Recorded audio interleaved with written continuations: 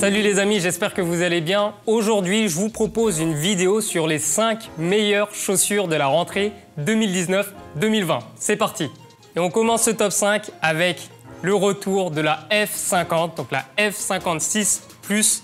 Alors regardez cette paire, ça vous dit peut-être rien comme ça, mais en fait c'est une réédition d'une paire qui est sortie en 2006. Et à l'époque, Adidas avait inventé le concept de F50.6 Tunit pour pouvoir customiser sa paire.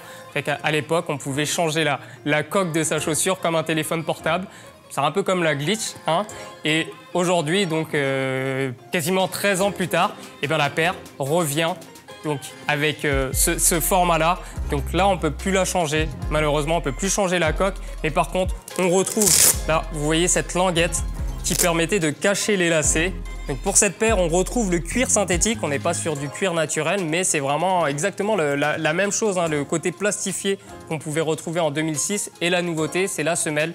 Donc là, on n'est plus sur une semelle de l'époque. On est sur la semelle de la dernière X qui est ici. Donc c'est la semelle Speed Frame avec ses crampons en chevron. On a aussi des crampons en losange ici. Donc on est sur une paire qui est modernisée. On retrouve le côté de l'époque, donc avec cette tige qui est synthétique, mais sinon on est sur une paire qui est quand même moderne. Même si je ne l'ai pas testée sur le terrain, j'étais obligé de la placer à la 5e position. À la 4e position, j'ai choisi la New Balance Tekela V2, donc la V2, la deuxième version de la paire qui est sortie il n'y a pas très longtemps. Donc c'est une chaussure que porte Sadio Mané et on retrouve un cuir synthétique, le Kinetic Stitch. Je trouve que c'est une paire qui est sous-estimée parce que New Balance, c'est pas trop connu à l'heure actuelle. Mais pourtant, sur cette paire, on retrouve tout ce qu'on veut retrouver tout simplement dans une paire. Donc, le côté souple, déjà sur la tige, c'est hyper important. On a aussi cette languette qui s'adapte bien au pied. Et on a aussi ces crampons, cette semelle qui est souple, qui est vraiment agréable. Et je parlais de crampons, justement, là, on a des crampons en forme de losange que je trouve vraiment très intéressants pour des terrains plutôt naturels, des terrains naturels secs. C'est une paire à privilégier sur ce type de pelouse. Mais c'est une paire qui est complète, qui m'a vraiment impressionné parce que je ne m'attendais pas à ça. Je n'ai pas testé la première version de la Tekela. Je l'ai découvert sur cette V2 et je trouve que c'est vraiment au niveau par rapport à ce que fait les concurrents, donc Nike, Adidas. Donc c'est une paire qui mérite l'attention. À la 3e position, on retrouve la Nike Tiempo Legend 8. Pour ceux qui me suivaient depuis un moment, vous savez que j'adore la Tiempo depuis des années. Et là, sur cette 8e version de la paire, j'ai été surpris. Parce que c'est vrai qu'au premier abord, on n'a pas l'impression de se retrouver en face d'une Tiempo.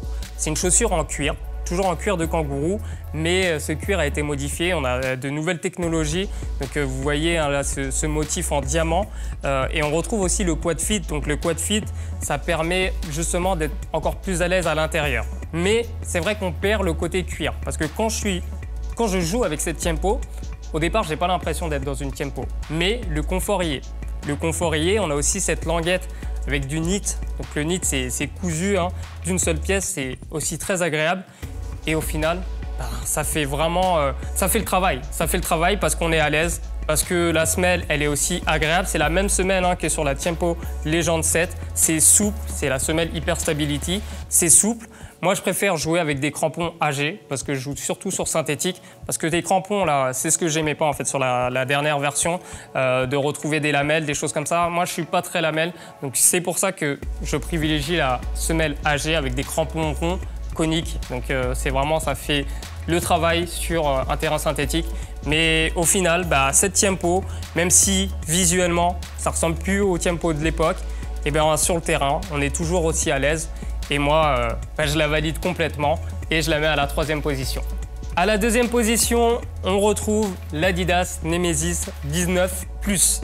Alors, cette paire, elle m'a surpris. Tout simplement, vous l'avez vu, je l'ai porté durant quelques vidéos et j'ai vraiment été surpris par la qualité du côté sans lacets. C'est vrai que d'habitude, on a sur des chaussures sans lacets une paire qui serre un peu trop le pied. Et là, j'ai trouvé qu'Adidas a trouvé le compromis parfait pour, d'un côté, nous permettre de se sentir libre et d'un autre aussi le côté sécurité avec cette technologie Agility Bandage là qui a été modifiée et qui sert à certains niveaux clés en fait, du pied. Là, au milieu du pied, on est vraiment très serré Et pareil au niveau de la chaussure, on est bien serré sans être vraiment compressé. Donc là, j'ai trouvé que c'était le compromis parfait, une nouvelle fois.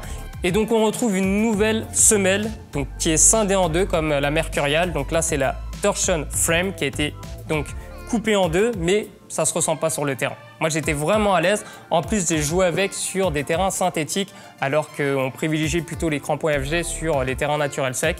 Mais là, j'ai trouvé que ça faisait vraiment la différence parce qu'on a des crampons qui sont ronds, on a des crampons qui sont efficaces tout simplement, et on est vraiment bien dans cette paire. Et en plus, ce coloris Spider-Man, moi, je valide complètement parce que je suis fan aussi de Spider-Man.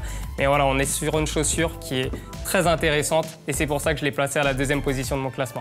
Et à la première position, on retrouve la Nike Mercurial Vapor 13 Elite. Donc Elite, la version haut de gamme. Cette paire, elle est nickel. Pour tous ceux qui aiment de base la Mercurial, bah là, c'est vraiment le top du top. On a une technologie qui a été améliorée au niveau de la tige. C'est beaucoup plus confortable, beaucoup plus souple que la précédente version. Donc on a eu un travail qui a été spécifique sur toute cette partie, donc sur toute la tige là ici, mais aussi sur la languette. On retrouve du knit sur cette partie-là. Et vous voyez, même sur la version Vapor, à l'image de la 12, on a une petite chaussette, une petite languette qui remonte, mais c'est très agréable.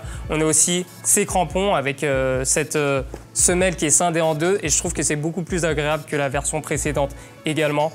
Je valide, vous l'avez vu sans doute, avec Boumé, on a joué pas mal de fois avec cette Mercurial Vapor et je l'adore, tout simplement. Elle possède tous les éléments qu'on aime quand on joue au foot, donc du confort, une sensation de légèreté, de liberté, et en plus ce coloris, regardez ce nouveau coloris, une pure merveille. Voilà pour mon classement, les 5 chaussures à ne pas manquer, indispensables pour la rentrée 2019-2020. Voici mon classement, mon top 5. Dites-moi en commentaire quel est votre top 5 et on va vous faire une petite surprise. Mettez en commentaire également la paire que vous souhaiteriez gagner avec votre pointure. On fera un tirage au sort et le vainqueur pourra repartir avec la paire de son choix. Mais n'oubliez pas de vous abonner avant. Donc abonnez-vous, activez les notifications et mettez en commentaire quelle paire vous souhaiteriez avoir pour la rentrée tout simplement. Allez, je vous retrouve bientôt pour une nouvelle vidéo sur Unisport FR. Ciao!